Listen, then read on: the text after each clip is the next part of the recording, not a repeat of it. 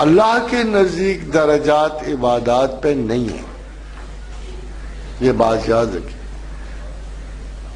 روزہ گزارنا اچھا، نماز پڑھنی بہت اچھی، مگر اللہ کے نزدیک درجات اس پہ نہیں ہے۔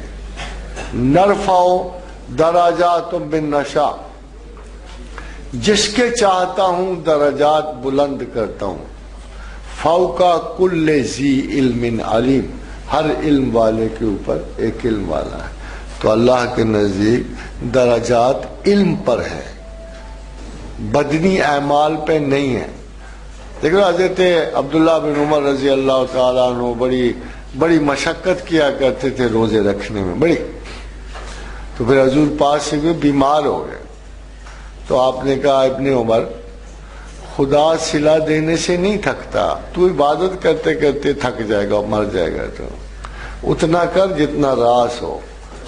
نفس کو ذلیل کرنے کی ضرورت نہیں ہوتی، اس کو تہذیب دینے کی ضرورت ہوتی ہے، ایجوکیشن دینی ہوتی ہے۔